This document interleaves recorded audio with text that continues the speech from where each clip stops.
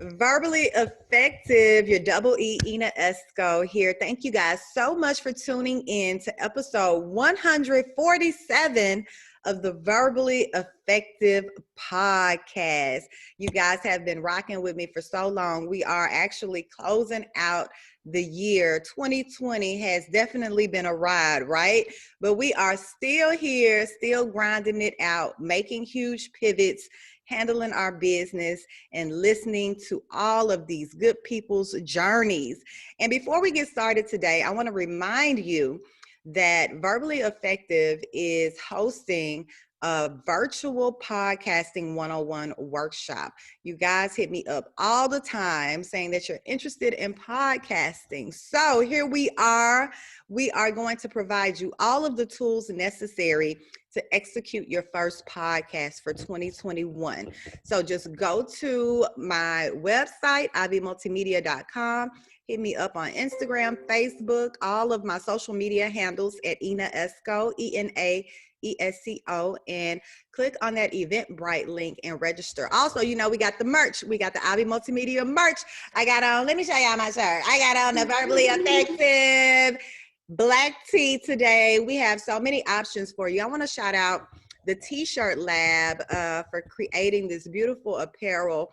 Also, I partnered with the Henry brothers, Fresh and Chase, on the mask. So we have the Henry mask with Verbally Effective, Ivy Multimedia, and A Difficult Beauty. So go to the website, check it out, and get you some merch for the holidays. You know, those masks make great stocking stuffers. So get it in while you can. We're about to get started. I got one of my good friends on the pod with me today. And I love this lady because, baby, she is in this cutthroat industry of entertainment and she is holding it down. She's a turntable assassin. She's self-taught. And she is handling her business on those turntables at WYXR as well. So, you know, her and I see each other in the studio every now and then, and it's a beautiful situation. And it's a lot you don't know about this young lady. So she's here today to tell us her story. I am talking about the one, the only Ashley Wimbush, aka DJ Alpha Whiskey. What's up, Ashley? How are you, lady? Hello. Good morning. Good morning. Good morning. How you doing? I'm good. And you? I'm good. Thank you so much for joining me today. I'm so excited that you're here because, you know, there's so much depth to you that I'm sure a lot of people don't know. And like I told you, we always start the pod off with where you're from. You're not even from Memphis, but a lot of people may think you are. So Ashley, where are you originally from? I'm originally born and raised in Danville, Virginia. And Okay. I know nobody's ever heard like Danville, Virginia, where is that? Well, Danville is a small city / town in the southern part of Virginia. If you know where Greensboro, North Carolina is, it's 45 minutes north of there. So Okay. if I have to access any type of like major mall, major shopping, stuff like that, or airport, Greensboro is where is the closest Wow. for me to go to. But Okay. yeah, I was born and raised there, and then once I graduated, I left. Wow. So wait, let's stick with Danville, Virginia for a minute. Tell me about growing up in Danville, Virginia. What was Ashley into, you know, as a young girl growing up? What was you doing, Ashley? Tell me about it. So as a young girl, believe it or not, I was really, I have an older sister, but I was kind of like the only child. We're 16 years apart. Oh, that's a big gap. Yeah, so when I came along, she was kind of like, I'm already grown, I'm doing my thing. That's y'all's child, y'all handle her. So I was kind of, and I'm the youngest on both sides. Okay. So I was kind of like the loner a little bit, but I was always into music. So down in our basement, my dad we had all these records, and he got a turntable and stuff, and he used to have this old like big music system because my dad used to have parties, basement parties back in the day. Okay, The basement block used to parties. be the block used to be hot from what my family tells me, and he used to DJ, and you know, I never really thought about it. Now fast forward years later, here I am, but I was always just listening to music, you know, dancing, stuff like that. I was kind of into games a little bit, but Okay. not a lot, you know, not too much. As I got older, I got into the band. Okay. Fifth grade. It was, they asked us about, you know, joining the band, you know, when we go off to middle school and stuff like that. And I was like, oh, that seems cool. You know, I already love music. What can I do? So I decided to play the clarinet. Okay, And clarinet. so I started doing that. And then I did a little bit of taekwondo. I like doing like karate and kickboxing. Yeah. Okay, I was doing that a taekwondo. little too. Yeah. And you know, my parents were kind of protective. They were real protective of me. And so I wasn't like just out here just, you know, doing whatever. I was kind of like at home. I have close girlfriends. A girl who lived around the corner from me, Denisha. Her and I, we still like this. And so she was kind of like my sister, and we still are sisters, you know. And so if it was ever anything we had going on, little parties or events or anything like that, her and I, we couldn't go anywhere unless it was her and I. I understand. I understand. Yeah. Wow. Yeah. Okay, so it sounds like, you know, you had a very good upbringing. And I can see where that background of music comes from. Your dad, heavily influenced by your father. And, you know, after you graduated high school, what happened for Ashley Wimbush? So after I graduated from George Washington High School, home of the Eagles, and went to Hampton. Found out I got accepted to Hampton University. I did not know about Hampton University like in the beginning, to be honest. Okay. How did you find out? I heard about it. We had gone on different college tours when I was in middle school and high school, but we went to the schools that were like in the South, kind of like Clark Atlanta, Shaw, Johnson C. Smith, like that. And I heard of Howard. I have a cousin who went to Howard, but I hadn't really heard about Hampton. So I had a friend and my mom, actually, they both mentioned it to me because I originally wanted to go to George Mason.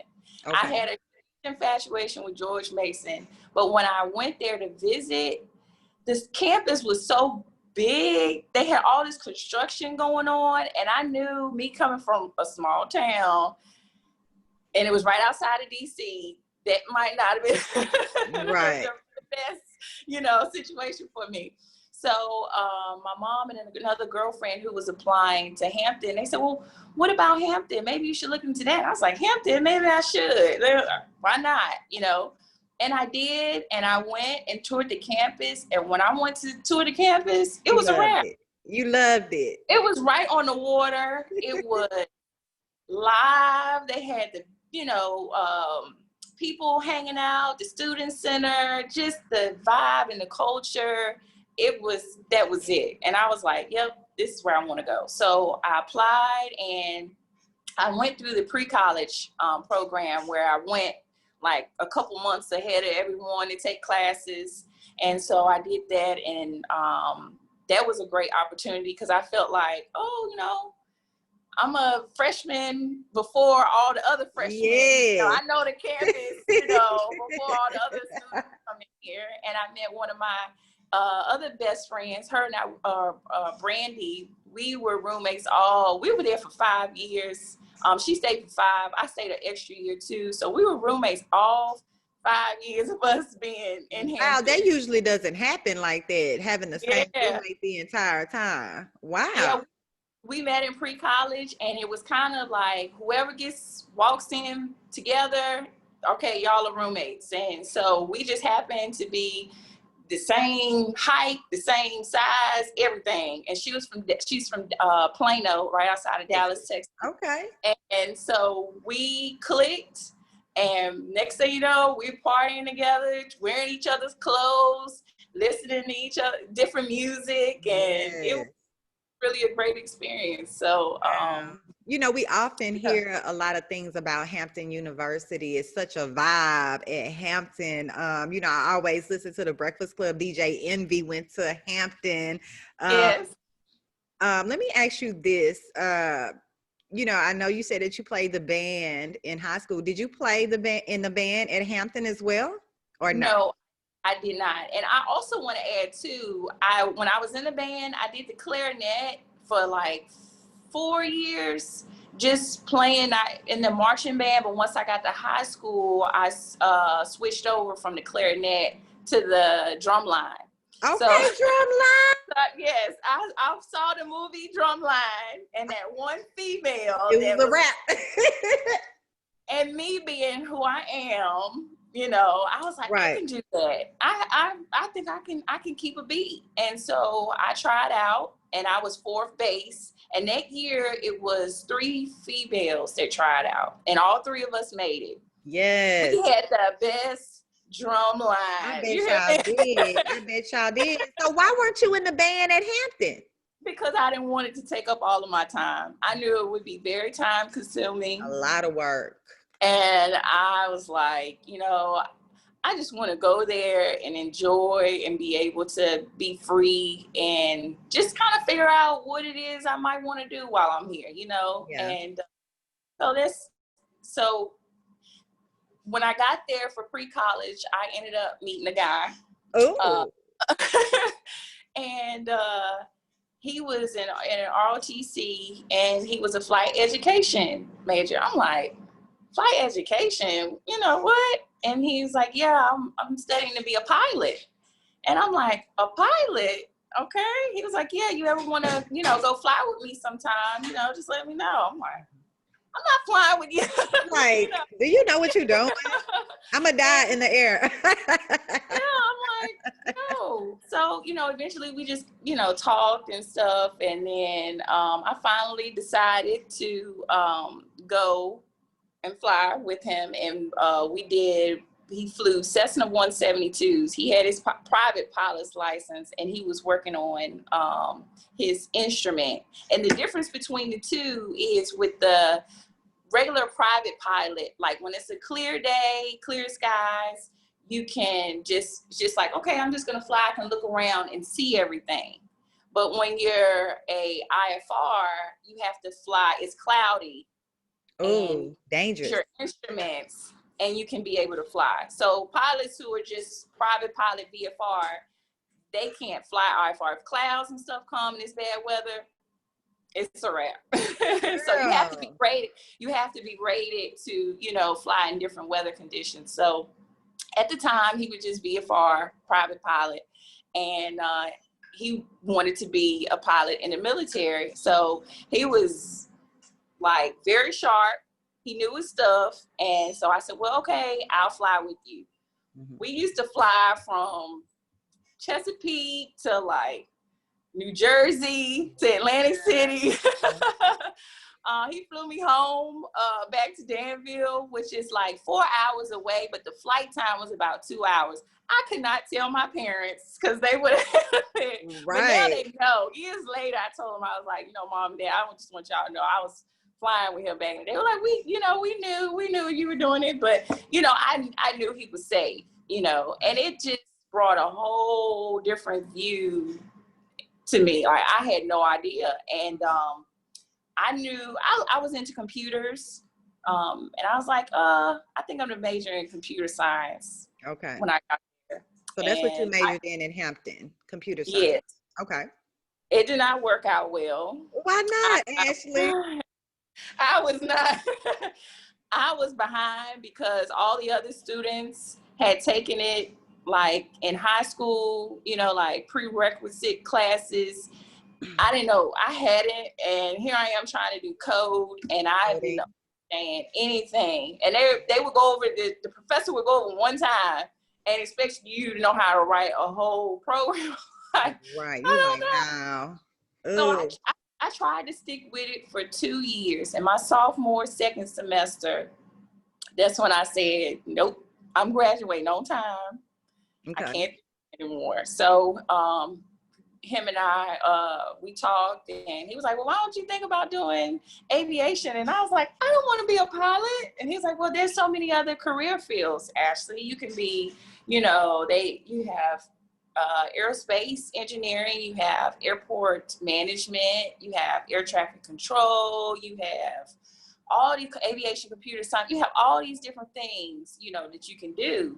And I'm like, okay. So I went and talked to the chairperson at Hampton, and they convinced me. They said, well, you could take management classes and aviation classes, and then, just kind of add as you go. And I said, okay. And I majored in airport management. And that's basically when you see all these major airports, someone has to keep the runways clear, Okay. making sure if there's any type of FOD, which they call foreign object, debris, or animals, or any type of runway closures, update, anything that's going on there at the airport on that airfield, you're responsible for. Okay. So, and on the inside too, they have different, titles and roles. So I was like, well, that seems pretty cool. I can do that, but I initially said I wanted to work for ICAO in the process, which is the International Civil Aviation Organization. Okay. And I had this dream in my head that I was going to be working and traveling the world overseas for this International Aviation Organization. Right. But it didn't work out that way. But nonetheless, when I did switch my major, that same semester, I applied for an internship. And it's called the Minority Serving Institute internship, and they still have it to this day. So anybody who wants to intern with the Federal Aviation Administration, they can go on their website and look up MSI. It's the Minority Serving Institute internship program. And so I applied, and they called me, and they was like, Miss Wimbush, we have a slot for you. Would you like to go to Wichita, Kansas for the summer? For 3 months? I was like, Wichita, Kansas? Sure, why not? Okay. And so I did, and it was myself and another guy from New Orleans, and he was a engineering major. And so they put us out there, and we basically worked for the Flight Standards District Office. And this office, their job is to go out and inspect planes. So when we fly in, you have to have safety inspectors to make sure that airplanes are in compliance. If there's any type of accident or something like that, they go out and check and make sure everything, check out the scene and all that. Paperwork, just if you're registering to get to be a pilot, they have all your information. So basically, I just interned, updated stuff, went to lunch and met the ladies, with my coworkers, and got to know them and got to experience Wichita. Did you like it? Yes, it was actually pretty cool. Every weekend him and I would rent a car and go and ride around and see, what we could do. But at the time I was 19. Okay. And Julie was like 22. So we couldn't go to any clubs or anything like that. Okay. But it was a good experience, being out there. And Wichita is actually the aviation capital of the world. I did not know that. They call it that because all your major manufacturing companies are out there. Hawker Beechcraft, they make planes, manufacture planes. Cessna, the jets and stuff, they're out there. Boeing. Wow. There's a ton out there where they are manufacturing planes. And so when they build all these planes, they test them. So you have a lot of test flights out there in Wichita too. So it was kind of slow, but it was still kind of cool too. So it was a new experience. I was out there for about 3 months. Mm-hmm. And then I went back to Hampton, and I just you know, did my classes and everything. And then the next year, hey, got the internship program again. And I applied. They said, okay, you want to go to Baltimore, Maryland? Yes. Yes. I went there, worked at the Flight Standard District office, but this time I ended up meeting a guy by the name of Mr. Donnie Simons. He's a black guy, and he was the he was the district manager over the Eastern region for air traffic control. So that his title was, he was over Virginia, Delaware, DC, North Carolina, and I think somewhere else in Maryland. Yeah, Maryland. But his main office was there at DCA at Washington National. And I met him, and he said, what do you want to do? And I was like, I want to work for ICAO. Okay, well, I can't help you. If you want to be an air traffic controller, I can help you, but I can't help you if you want to work for ICAO. I don't know anything about that. Well, can you tell me more about air traffic control? And he talked to me more about how he got into it and everything, because I had never really had anybody talk to me about it.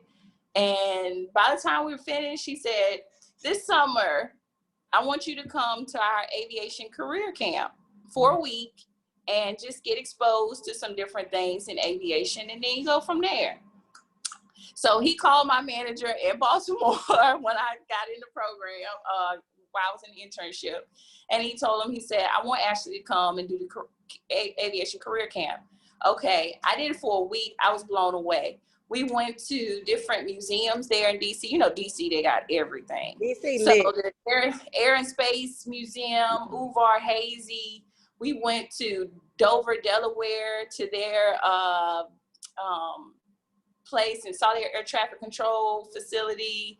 We went to, we went so many places. And the NTSB, you know, we went to their headquarters. I was like, wow. So by the time I had finished up in a week, I was like, I think I need to be an air traffic controller.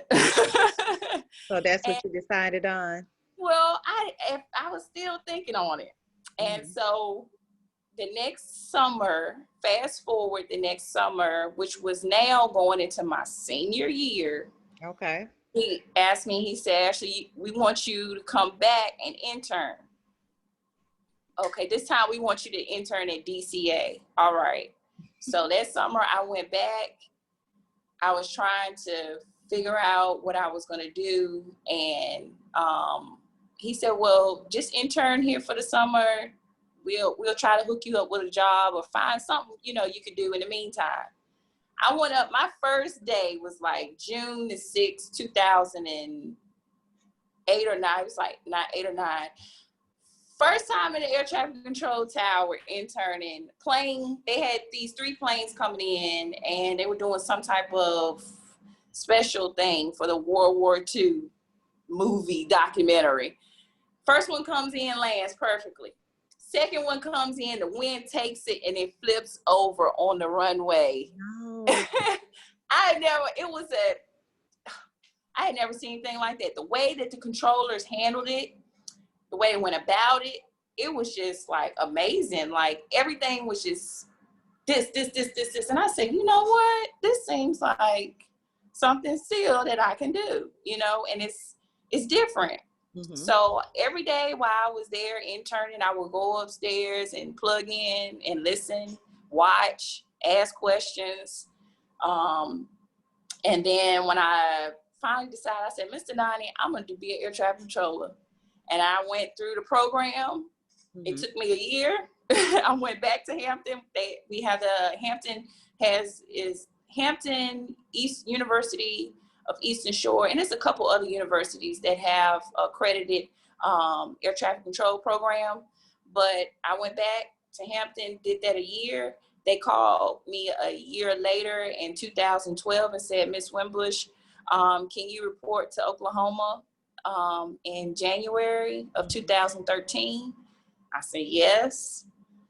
I quit my job at the time. I was working for a contractor because I had finished the program, but it was still like 2 years in between for me to hear back from the FAA.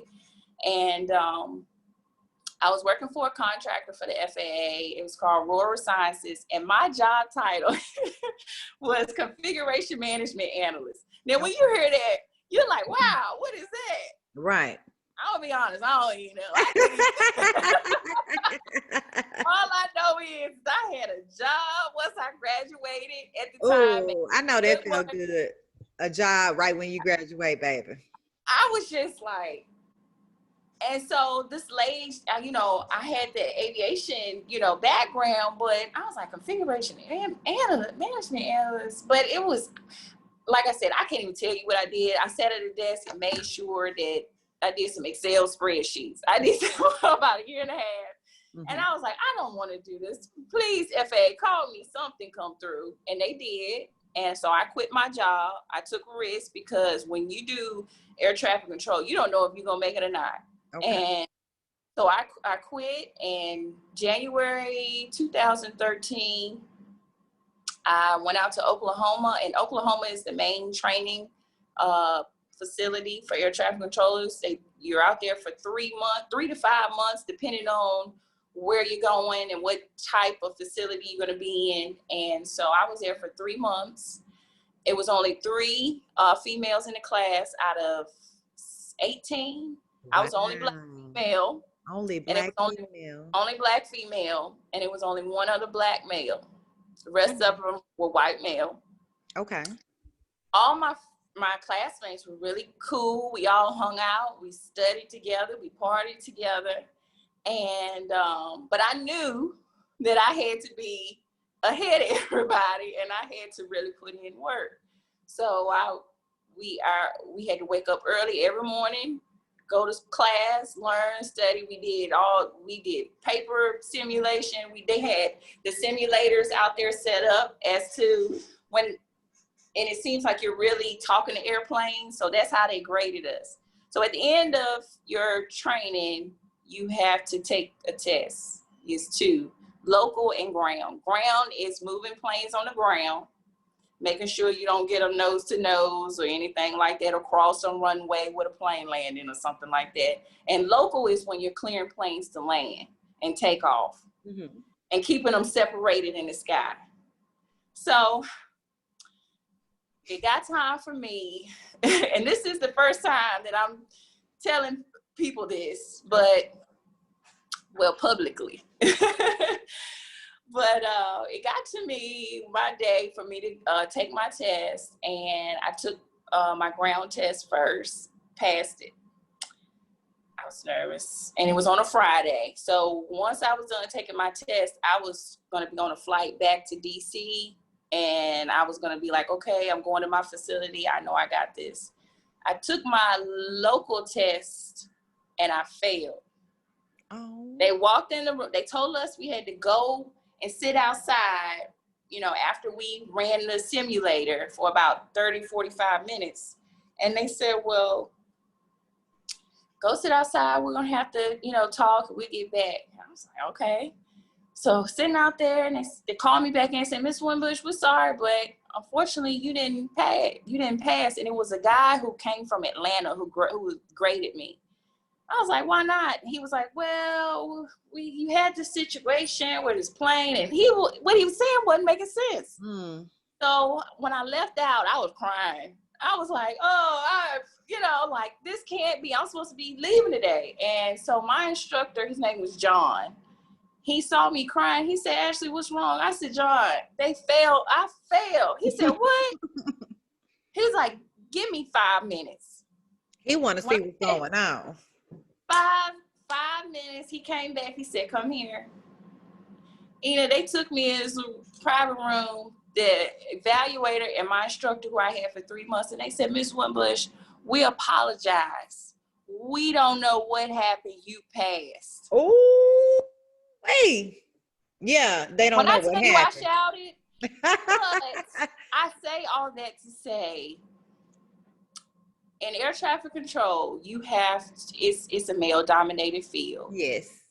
and they have things set up for it to be against us. Right. And that's what I was thinking anyway. Like, and then you're a black woman on top of that. The only black woman that was in that class. And my instructor went to bat for me because they didn't communicate. The other guy didn't know me, but my instructor knew me, and he knew I work hard and I knew what I was doing. Mm-hmm. And he talked with him. I'm assuming this is just hypothetically, and he's like, and so they came to me and they said, "Miss Wimbush, you passed." And I was like, "Whoa, well, thank the Lord, you know." Jesus. And so I got my bags. I left. I moved down. My first facility was Jackson, Mississippi. I drove down to Jackson. I did not want to go to Jackson, Mississippi. I'm gonna be honest. I was scared. I was nervous. I had never been in the South by myself. Yeah. All my family is in Virginia and DC, and I'm leaving all of that to go to Jackson by myself. So I did, and it was rough. It was really rough. What was rough about it? One, I was away from everybody. Yeah. Two, the environment I was in. Tell me about it. When I got there, I was the only Black female, and there were only white males and one other white female, two other white females, and two other Black males. And from what I had heard when I got there, no other Black female had been successful there. And by that, I mean in training, getting certified, and being able to move planes by yourself, talk to airplanes by yourself. That's the ultimate goal. And they gave me a hard time, and it was bad. I came to Memphis to train. And it was so bad to where I had no control. They just said, "Ashley, we got some new the government has given the FAA some money. We setting up some new simulators in Memphis, and we want you to go up to Memphis to be the first, test subject on these simulators." So they paid me to come up to Memphis when I was in Jackson for a week and just test and run it. And they got upset. They were jealous. I had no control over that. But how did she get to go up there and, What did they do when they got the news that you were chosen? So they was talking, how did she get to go up there? What's going on? Well, I don't understand. She gets to go up there and paid and play around. I didn't say anything. I was low key. I came up here, and the guys in Memphis, they had a completely different mindset. They were so nice. They taught me all this, tricks of what to do, how to get airplanes, do all this in the sky, little things. So I took that, what I learned, and I came back down to Jackson. And so when I started training again with them, they didn't like what the guys up here taught me, and they felt disrespected. I'm telling you, it was. So in the process of me trying to conform to their training style versus what I had in Memphis and figure out my own way, it was a lot of this. And one day I had a trainer yell at me, disrespectfully yell at me. And I'm very easygoing, but I couldn't allow that. And I had to stand up for myself at that point. And when I did, I had to leave. You had to leave.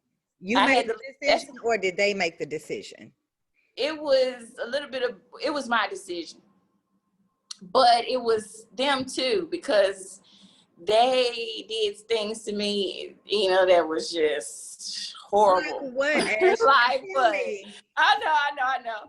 So one of the things is they would lie and say, "Oh, Ashley, she turned out the lights in she turned on the lights in the radar room." I don't even know where lights are in the radar room, because the radar room has to be dark because you're looking at a scope. So yeah, why would I come? Girl, they was hating on the real one, honey. I had a locker. I had a locker that was in a room that they used, and they would be in there talking all the time. And I would go in there, not even thinking about it, to go to my locker. Oh, we got to move her locker up out of here. We can't have it. Okay. They had instances where they cussed, wrote nasty letters. Was it racial? Yes.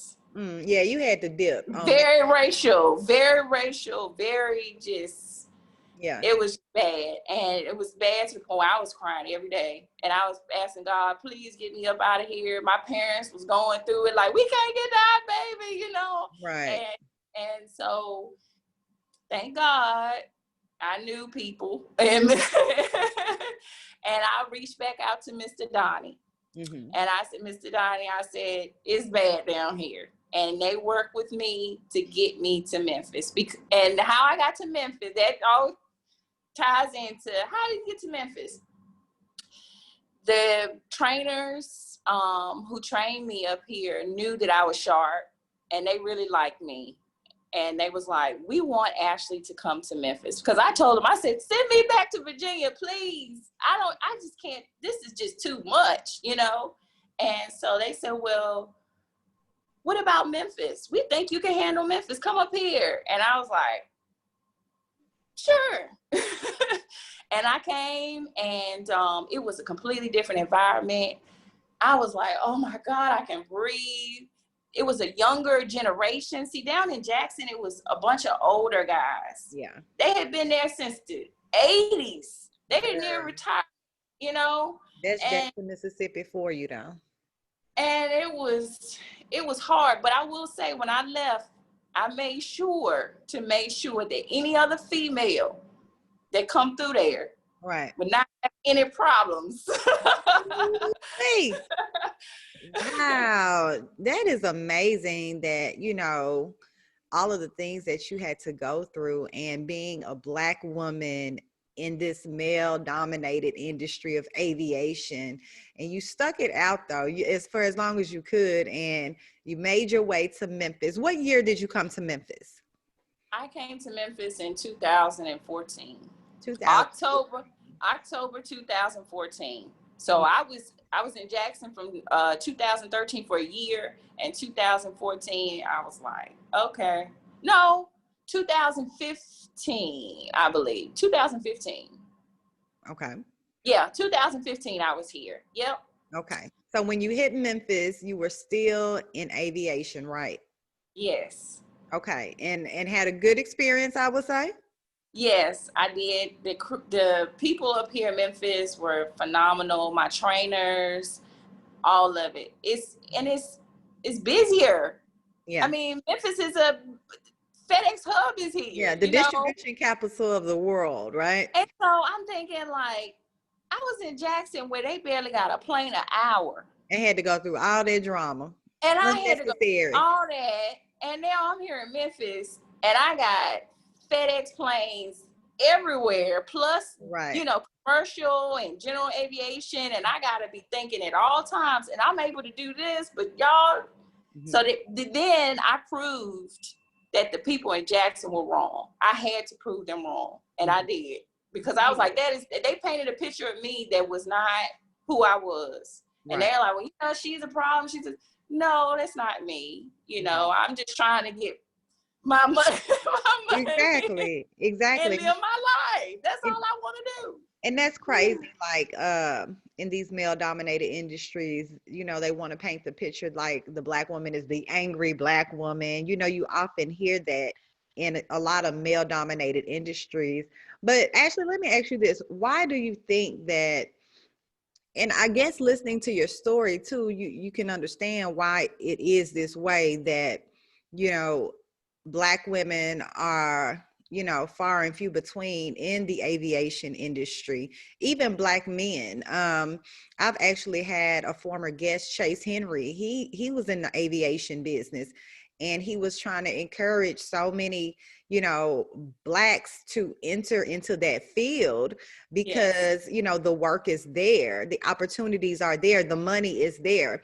So why do you think, you know, Blacks and even Black women, why is this industry so populated with everybody but us? It all stems, I'll say in my opinion, and from research and just stuff that I've seen over the years, it all starts back when you're young. It starts at a very young age. And for us, unfortunately, we are behind the curve when it comes to aviation and knowing about it. You know, we don't have the opportunities to say, oh, we got a airplane, our grandfather has a jet, you know, or something, or they got their pilot's license. It's just, Bessie Coleman was the first Black woman. I don't know if you ever heard of Bessie Coleman, but she was the first Black woman to get her pilot's license, but she couldn't get it in the United States. She had to go overseas to like France or Paris or somewhere over in France to get it, then come back over here and be able to fly and still and use her pilot's license. But it's like they just don't want us to be ahead, because it's like if we can really catch it, you know, we really catch on to something, we can take it over. Yeah. You know, I'm just being honest, you know, we can really capitalize on it and take it over. And you definitely see that history shows you the red tails, the down in the Tuskegee Airmen. You know, drawing one. You know, for the longest, you know, a lot of men, a lot of women, they wanted to become pilots and aviators and stuff like that. And they did, thanks to, it was all because of I think it's Franklin Roosevelt's daughter, wife, Eleanor Roosevelt.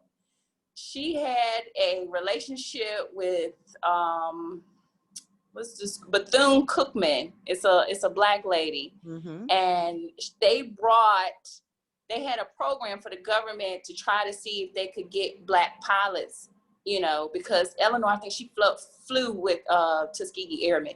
But nonetheless, they started that school down in Tuskegee, and they wanted to really get the aviation Blacks into aviation. And, you know, they gave us some little knockoff jobs. Yeah. And until we finally said, look, we're going to do this, and they gave us the opportunity, we took over, you know? Exactly. So fast forward now, it's like, you know, there's so many opportunities out there for us, but we don't know because our elders didn't know about it. They weren't educated on it. And, you know, my parents, honestly, they didn't know anything about it, you know. Right. And it's like the parents aren't pushing that as a young child. You know, it's always doctor, lawyer, you know, it's never be an aviator. Never be a pilot or anything like that. We don't have anything that really, you know, says, oh, I can do this, I can do that. So that's kind of one of the things that I was like, you know what, now that I've been doing this for almost 10 years. I want to get out here now and try to educate the youth. That's where the youth, because when I did that aviation career camp with Mr. Donnie, the kids were from about the third grade up. And they all, to this day, most of them got careers in aviation. Yeah. And that was amazing to me. I know one girl who I mentored back in DC, she got to Memphis 2 months ago. Wow. She called me. She said, Ashley, I made it through the program. I'm an air traffic controller over at Memphis Center. She about to get paid. I'm like, how does that make you feel? I was so happy because it's like, that was like 15 years ago. Yes. And now she stuck with it. She knew what she wanted to do back then, just going through the career program, and it really opened her eyes. And I think a lot of times when we have these programs and these outreach, and you're able to like let the kids experience, like OBAP. It's an organization of Black airline pilots. Here in Memphis, they partner with the Memphis Black Hawks, which is another aviation group, and FedEx. And they have a aviation career camp. And they take the kids out to DeWitt, Spain, and they let them go up in a Cessna and fly around. And they actually fly the plane with the flight instructor. And once you get a taste of that as a little kid, and you're like, oh my God, I don't get It's a wrap. It's a wrap. So it's a beautiful thing that, you know, you can actually see the people that you mentored excel in this business. And it leads me to, you know, what everybody wants to know at this point. You know, you told us about your aviation history. How did you get into this DJing business? Because you are a brand, baby. You are Alpha Whiskey Enterprises, LLC. Tell me how you got into this music business, this DJ business, and tell me about Alpha Whiskey Enterprises, LLC. Okay. Like I said before, I've always been into music, and I used to download so much music when we had LimeWire and all this stuff. And so once I got older, when iPods came out and all that, I transferred all that stuff over to my iPod, my little laptop, and all that stuff when I got to Hampton. So I got there, met Brandy, a bunch of other people, and we used to have little sets, little parties and stuff. And I'm like, y'all, I'm the DJ. I'm gonna be the DJ. I'm the DJ. I always knew what to play. I didn't know what a turntable. Well, I mean, I knew a turntable, but at the time, I wasn't getting all of that and mixers, and I just had a laptop, some Dell speakers and subwoofers, a subwoofer, and the music, and that was all. That was all we needed. And I knew what songs to play. We used to have a good time, and they were like, well, what's your name? What's your DJ name? And I'd be like, I'm DJ such and such. Mm-hmm. I came up with such that. And such. And I'm like, I'm DJ such and such. So I my cousin, my senior year, my cousin, she said, Ashley, she said, you really need to think about DJing, because I was making mixtapes too, just burning CDs for people and all of that. She said, you might really want to consider being a DJ. And I said, you know what, you're right. I said, I know the guy on our campus, Tay James, he DJs all the parties on campus. I'm going to reach out to him. I saw him with a female DJ actually at a party DJing for the first time I ever saw like a real female DJ. And I said, I'm sure, he'll work with me. So I hit him up on Facebook. I ain't heard nothing back from him. But, it was okay. And fast forward, Tay James ended up taking off. As soon as he graduated that year, he became Justin Bieber's DJ. Mm-hmm. And so I was like, dang, I said, man, I'm like, man, well, I could have been out here, being a celebrity DJ, but I was like, actually, it's not your time, So I didn't think any more of it. I ended up doing the whole air traffic aviation thing. And still in the back of my mind, I was like, I want to be a DJ. Fast forward, moved to Memphis, met my boyfriend. We've been together for 4 years. And we're both really into music. We just click. Like when we first started talking, we talk about music. I'm telling him what songs he need to play. He telling me what songs I need to play. Yeah. And so we just, kind of bouncing stuff off of each other. And then one of my girlfriends here, she got a small little DJ board. She was actually an air traffic controller here.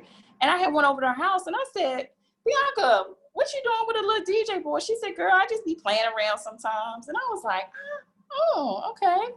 So she showed me a little things, and then I went back, and later on I was talking to my boyfriend about it, and I was like, I always, really wanted to be a DJ. And he asked me too. He said, actually, if you wasn't doing air traffic control, what would you be doing? And I was like, I'll be a DJ. He was like, well, why not do both? You in Memphis, we do everything, Everything. And that's when I'm gonna tell you. I tell people I may have been born in Virginia, but until I moved to Memphis, that's when I really, I was reborn, and I really started to see things different. And I was like, I could probably do both, because I'm thinking I just got to do this air traffic stuff for the rest of them. Why am I thinking that way? But that's just how I was thinking at the time. And I was really trying to leave. I was going to move from Memphis and move to Atlanta. I had gotten accepted there at Atlanta Tower, the busiest air traffic control tower. And I was like, I got some decisions to make. I applied. They needed air traffic controllers in Dubai. I applied there, and they paid for me to go over there, child, living the life. Yeah, but I was like, no, that's the laws and stuff over there is kind of different, and it's a lot with that. So I had to really think about it, and I said, you know what? I said, I'm gonna be a DJ. I said, Atlanta, I'm sorry, I'm not coming. Dubai, I'm not coming. I'm gonna be a DJ. And so I went and bought a board. I started going through my old laptops and getting all this old music I had. My boyfriend is he knows everybody here. Memphis is small, but it's big. Mm-hmm. And he was like, I can reach out to, a couple people that I know. And actually, my boyfriend Zach and Crystal's husband are best friends. Mm-hmm. They grew up together. And he was like, my best friend's wife is, or fiance at the time before they got married, he was like, she's a DJ. And I was like, I need to meet her. I bugged him every day, mm-hmm. until he knew that I was serious about it. So he set up something for us to meet. Then he introduced me to DJ KJ, mm-hmm. and he, kind of talked with me about some things. And then from there, I just kind of went on my own. When I talked with Crystal, she kind of told me, everything about being a female DJ and just kind of prepping me. And she gave me a book. A book? What book how to become a DJ. Yeah. Yeah. And so, so my first gig, she called me and she said, Ashley, I got a gig for you, and I'm like, whoa, wait. We just talked, now you got a gig for me. And so she said, yeah, it's a salon, it was a grand opening of beauty products. And actually it was Edge Entity, Akila's business. And I was like, oh my gosh, I don't know. And she said, girl, you got it, you can do it. And I did, but I will say from most people out here, first time DJing, it don't always go right. Right, I've heard some horror stories. How did yours go? My first experience was horrible. What? I showed up looking cute, hair natural, I had talked with the people at Guitar Center. I just knew they gave me the right chords. I had recorded what they showed me. But for some reason, none of it was making sense when I got there to hook it up, and I had some of the wrong chords. It was a mess. My hair had sweated, Puffed up. Wow.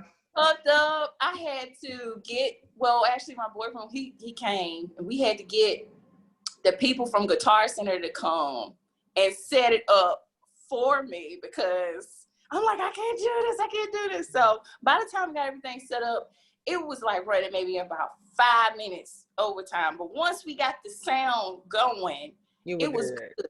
Right. But I still felt this.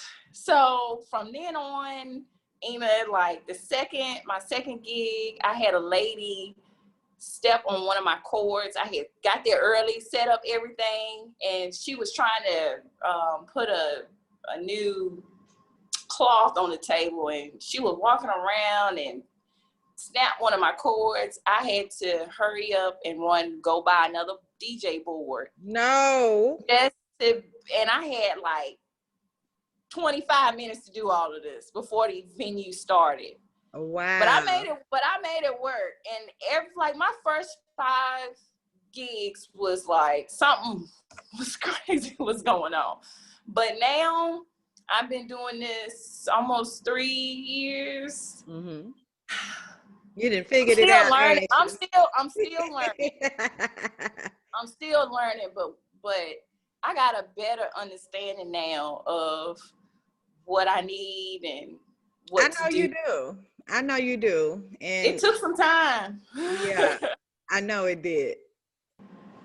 Okay, Ashley. So you kind of gave us, your introduction to the DJ world in Memphis. You had to get baptized by the fire with that first gig. You had your second, third, fourth, fifth gigs. Now you probably have over 100 gigs at this point. And I know that you're one of the most sought out female DJs. And, I know you go back to Hampton for homecoming and DJing. I know that's really exciting. Let's talk about the dynamic of the DJ world in Memphis. Has that been an easy journey for you? Just, getting help from other DJs and networking and things of that nature. Has everyone been responsive from your experience? I would say for the most part, yes. I mean, with everything, not everybody's going to respond back. Not everybody's going to, be there if you need something, all the time. But for the most part, I will say everybody's been very helpful, male and female.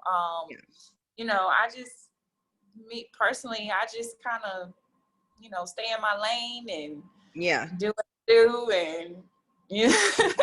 And you know what? I've seen you, transform as a female DJ, like, really build your brand. And taking extra steps to, I guess, cultivate what you're doing. And I really love that about you.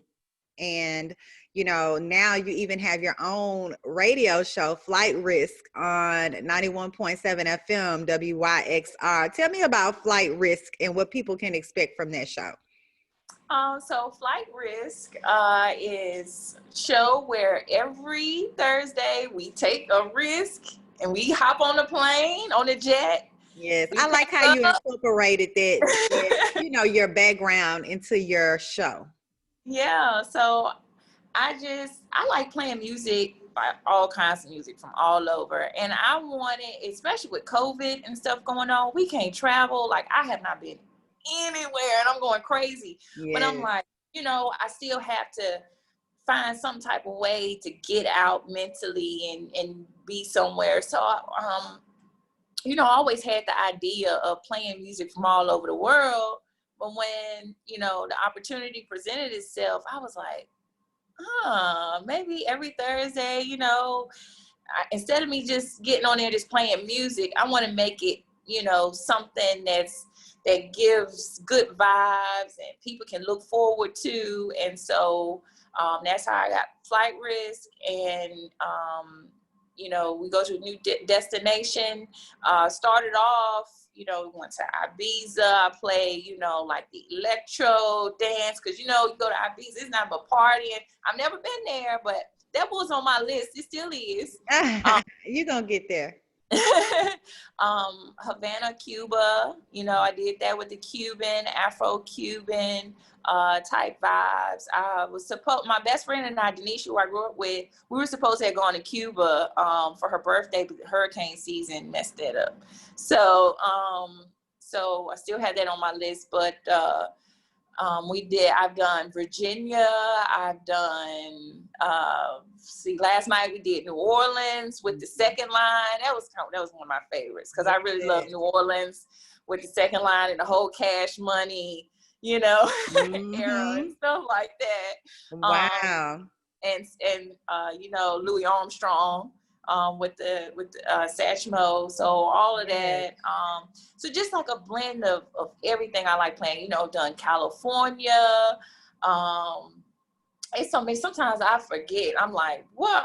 You know, it's 10. I've done 10 shows already. I've done 10 shows already. Right. So, and it's like every week comes fast. It does. So, I agree. It comes.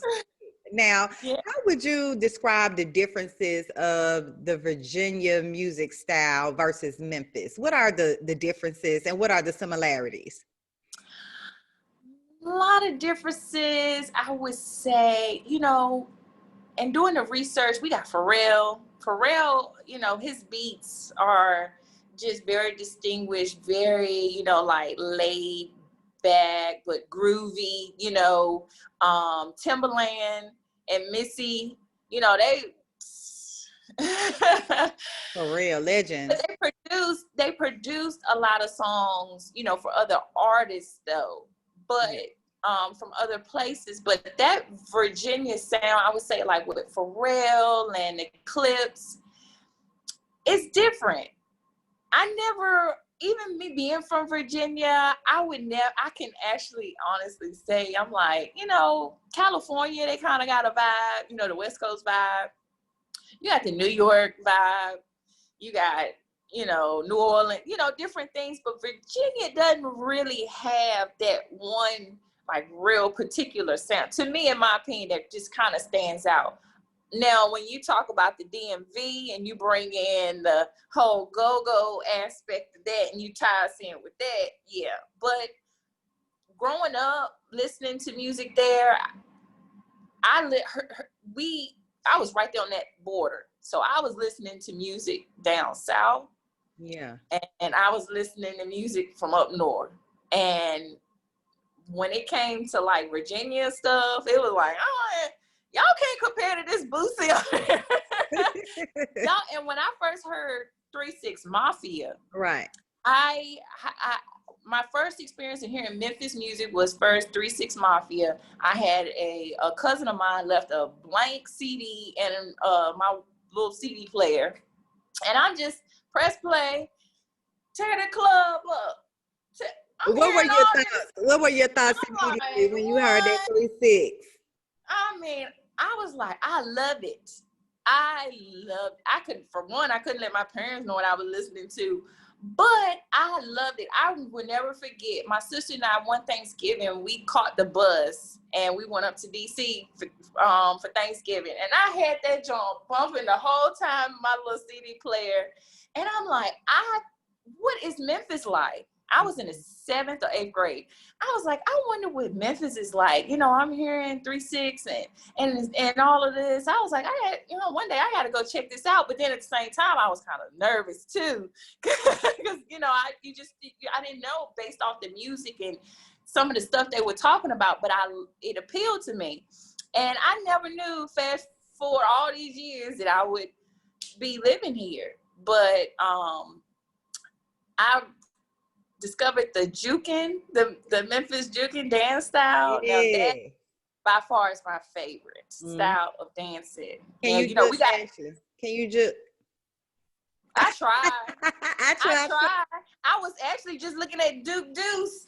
I was too. Oh, he got it down pat.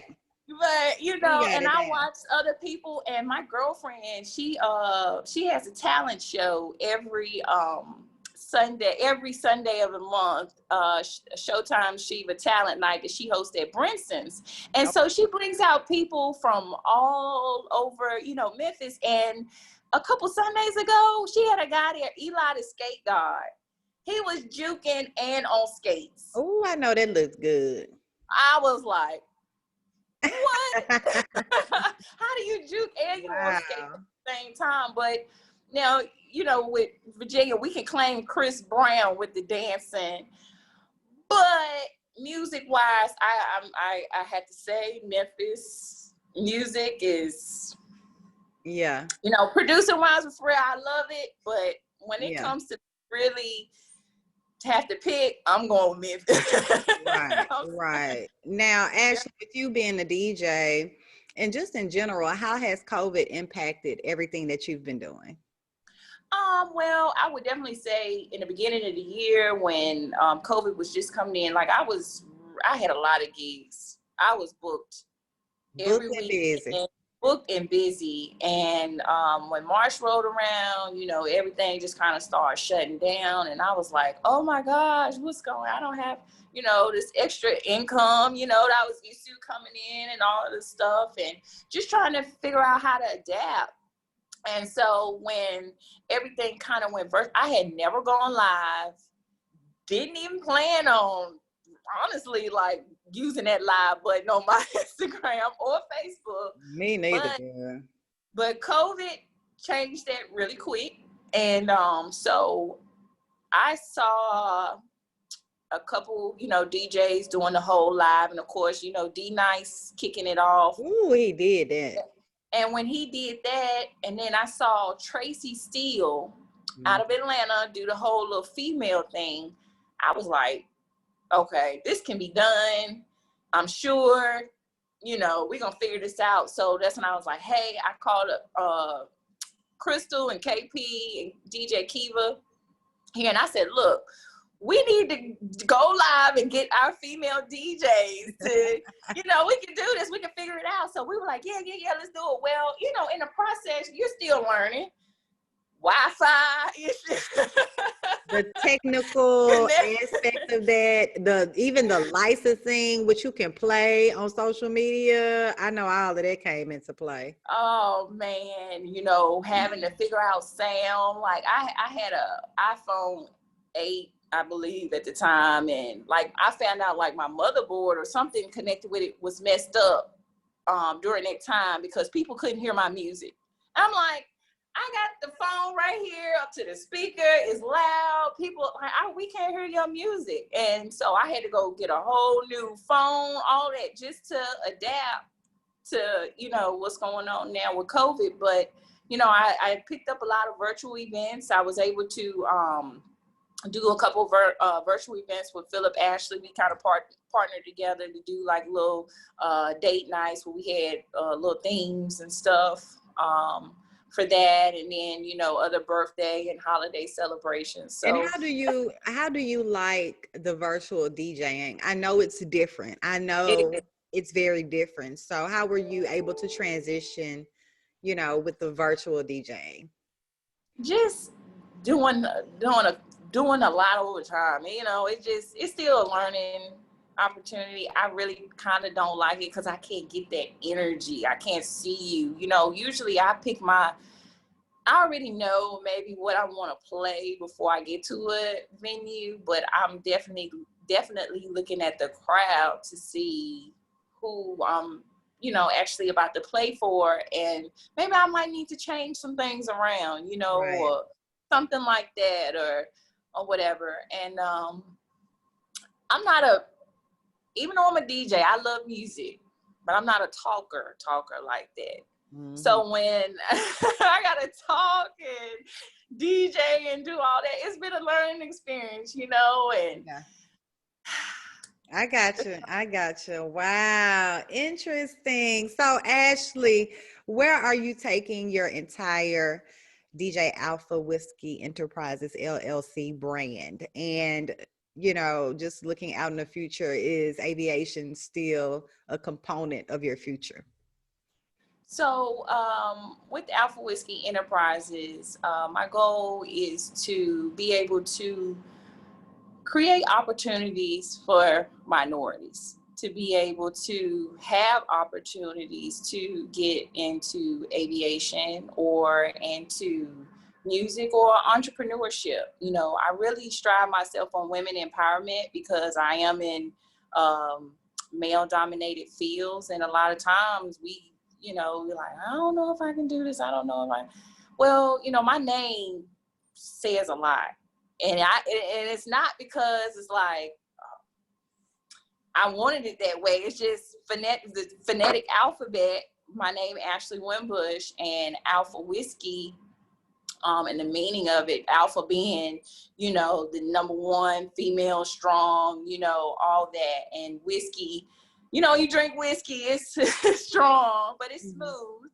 Mm-hmm. And whiskey means water for life.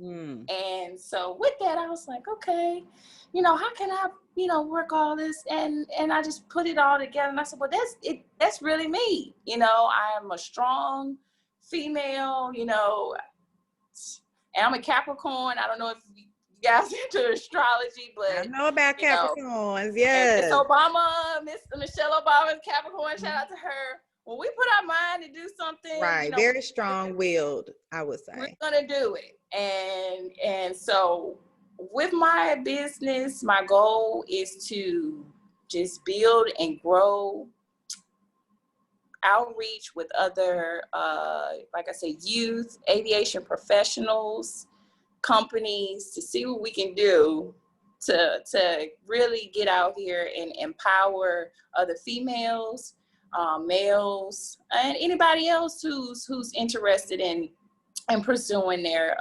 dreams, and also, I like to have fun with it. So, I want to add some fun into, Alpha Whiskey Enterprises, and, some events that I've been thinking about, to get out there, but I still got a ways to go, because I'm like, I can't do it all. You got all these ideas, and you're like one step at a time. But within the next couple of years, my goal is to really have my brand like international. Yeah. That is the goal. Global. I'm with Global. it. I'm with it, Ashley. Do you have any advice for, these young Black girls that may be interested in either aviation or DJing? Yes. And before I answer your question, I want to give a brief statistic, because I think I may have told you this before, but just to give people an understanding. With air traffic control, there's a total of 13,000-ish air traffic controllers throughout the whole U.S. nationwide. Of the 13,000, 10,000 or so are white male. 2,000 or so in that area roughly are white female. 890-ish are Black male, and 244, 45-ish are Black female. Wow. And I provided this data about a couple months ago, and it just like threw me. So my advice to anyone who wants to be in aviation or music, go for it. A lot of times I don't have it all. We don't always know what is going to happen. We can't predict the future, none of that. But if you really strongly have a passion for something and you really feel strongly about it, and you're like, I can't stop thinking about it. I really love music. I wish I'd be a DJ. I really want to be a pilot. Like that's something I still have in my back pocket. I would like to become a pilot one day, get my pilot's license. And I think that females can take over. We really can. We just have to, stay focused. And that's a hard thing sometimes, because, how we are, and being professional would take you a long way. Definitely. Definitely. Anybody out there that wants to do any type of business, aviation or DJ or music, I would say professionalism will take you a long way, whether you know what you're doing or not. That's true. That's true. And consistency, And consistency and confidence. Yes. I'm real big on confidence. And I had a guy I used to date, and he was like really big on confidence. I guess that's how I got to this point. But when I do with air traffic or anything you have to have confidence in yourself. And if you don't, then it's going to be like, because people's lives are in my hands, and I have to keep people safe. And if I don't have confidence in something that I'm doing, and I'm telling the pilot, hey, and he hears my voice, this will always happen. If a pilot, you're talking and he hears your voice and it's like, yeah, they're going to question you 100 times with everything you tell them to do because they have lost confidence in you and you don't sound like you know what you're doing. Whether Right. you got the job or not. So again, back to what I was saying about any future advice, trust and believe in yourself, have confidence in yourself. I always give God thanks. Amen. Every day. Yes. Every time somebody called me and said we need a gig, I'm thanking God right there on the spot, Really. Especially and now, with this pandemic, some people are stuck right now. They don't know how to move forward. And, to still be successful in what you love to do, that's just a blessing in itself. So, yeah, yes, I feel you. Ashley, what would you say is your superpower? my superpower. Oh my gosh. I try to do everything. I don't know if it's a superpower or not, It but is. I'm one of those people where I'm just trying to do everything. Like if I got a lot of stuff I got to do, I'm going to get it done. Whether if I eat, not eat, get sleep or not get sleep, I'm not going to be satisfied until, everything gets done and it gets done right. I'm one of those. I got If you. that's a superpower. That is a I have, superpower. Wow. yes. Yes, Amazing. I'm very dedicated. I'm very dedicated and passionate about whatever I do. Yeah. So I can tell. And you know what? I have really enjoyed you on the Verbally Effective podcast today. thank You have really kind of laid out your foundation of how you came to be, who you are today. And you have an amazing story and you've been through so much. And I'm glad you stuck it out. Women that go through these male dominated fields, it can be very intimidating, but, a lot of us are strong and we're going to stick it out, and I'm glad you did. And I really hope and pray that you'll be able to get back in the sky soon and go to all of your destinations yes. if you want to. And I pray that your Alpha Whiskey Enterprises brand continues to grow and flourish. And I'm very proud of you, Ashley. I am so proud of you. Thank And you. just keep going, and the sky is the limit, right? Yes. Every day I'm looking at the sky like, oh my gosh. Amen. I'm always looking at airplanes and I'm like, wow, I can't believe, Yeah. sometimes it even strikes me like, man, I'm an air traffic controller. I just thank God, I Yes. without him, I would not be here. And my parents, they, they support me. At first, they were a little shaky about it. I want to tell people too, that was a challenge for me too with my parents because, me being the youngest at the time and leaving and everything and going off to be an air traffic controller, my dad was like, you sure you want to do that? Mm-hmm. That's a responsible job. I'm like, Dad, I'm not responsible, Yeah. Yeah, they worry. Yeah. and they were worried about me. And then it took me some time too still to kind of tell them that I was going to really be out here DJing. And finally, I told them, I said, because my parents, they're a little older, and they're more reserved, and they're like, Ashley, but just be careful, And so when I told them, I said, look, I'm out here DJing now, and now they're like so excited and happy for me, and it makes me feel good because at first I was kind of hesitant because I know how they can kind of be sometimes. And, sometimes we got parents that they just worry and they just want you the best for you and they want you to be safe. And so they try to protect you and you're like, look, I'm grown now. Definitely. I ain't got to ask you. I'm kind of just telling you, but I'm telling you in, a nice way, Look, I feel you. I've been through it with my family as well.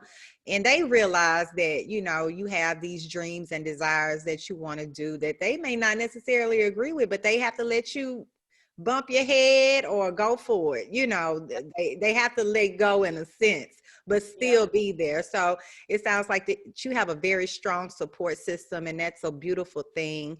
And I want you to let everybody know how they can follow you and keep in touch with everything that you got going, DJ Alpha Whiskey. Yes.